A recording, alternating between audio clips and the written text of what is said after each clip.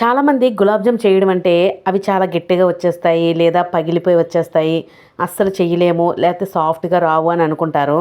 చూసారు కదా ఎంత సాఫ్ట్గా బాగున్నాయో. చూడ్డానికి ఇలా రౌండ్గా అందంగా వచ్చేలాగా ఎలా చేసుకోవాలో ఇప్పుడు చెప్తాను, చూసేయండి. 200 గ్రామ్స్ గులాబ్ జామ్ ప్యాకెట్కి 2 గ్లాసుల పంచదార అయితే వేసుకోండి. మీరు ఏ గ్లాస్తో వేసుకున్నారో అదే గ్లాస్తోని అంతే కొలతతోని వాటర్ కూడా వేసుకోండి. మనం ముందుగా షుగర్ సిరప్ అయితే తయారు చేసుకోవాలండి. చాలా ఫాస్ట్గా ఈజీగా అయిపోతుందండి. గులాబ్ జామ్ అంటే చాలామంది కష్టం అనుకుంటారు, చాలా సింపుల్. చూసారు కదా, స్టవ్ మీద పెట్టి కొంచెం సేపు మరిగించాలి, ఎక్కువ మరిగించకూడదు.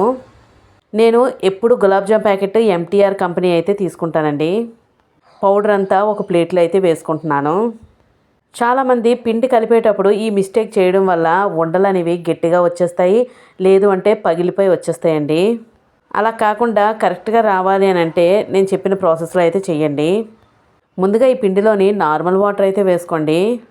చాలామంది పాలు అవని ఇంకా రకరకాలుగా యూజ్ చేస్తారు, అవి ఏమీ అవసరం లేదు. ఓన్లీ వాటర్ వేసుకొని చక్కగా కలుపుకోండి. మీరు చపాతీ ముద్ద కలిపేటప్పుడు కొంచెం ప్రెజర్ ఇస్తారు కదా, దీనికి అలా ప్రెజర్ ఇవ్వకుండా చాలా సాఫ్ట్గా శుతిమెత్తగా కలపాలండి. చాలామంది అనుకుంటారు వాటర్ ఎక్కువ వేసేస్తే మెత్తగా అయిపోతే ఉండ రాదు కదా అని చెప్పేసి చాలామంది భయపడుతూ ఉంటారు.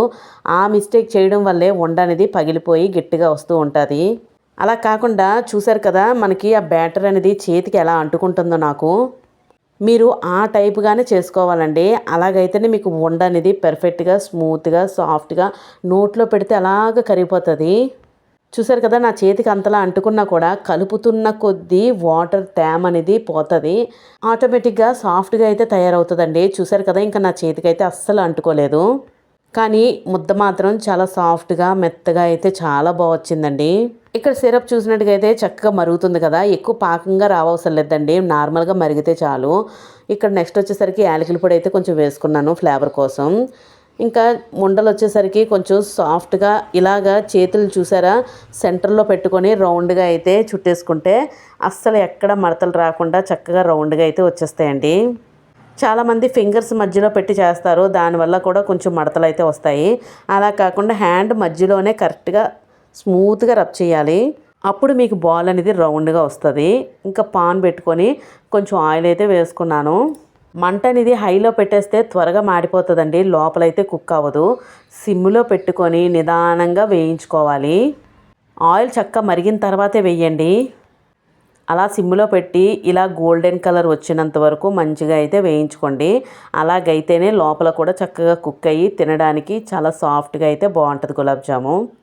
మనకి ఇంట్లోని ఏదైనా అకేషన్ అవని ఎలాంటి సందర్భమైనా ముందుగా గుర్తొచ్చేది గులాబ్ జామే కదా. మా ఇంట్లో అయితే తప్పకుండా ఎలాంటి అకేషన్ అయినా ముందుగా గులాబ్ జామ్ అయితే చేస్తాను. మీరు ఇక్కడ చూసినట్టుగా అయితే అది పగుళ్ళు అయితే కాదండి, నీట్గా చక్కగా వేగింది. మనకి సిరప్లో వేసిన తర్వాత చక్కగా ఉబ్బుతాయి కదా, వెంటనే అయితే తినకూడదు, కొంచెం సిరప్లో నానిన తర్వాతే తినాలి. ఇంకా ఫైనల్గా మిగిలిన ఉండలన్నీ కూడా వేసేసుకుంటున్నాను. నిదానంగా వేయించుకోవాలండి. ఎంత గాబరా పడితే అంత బ్లాక్ కలర్లో మాడిపోతే అస్సలు బాగోదు, మాడు వాసనలాగా అయితే వస్తుంది.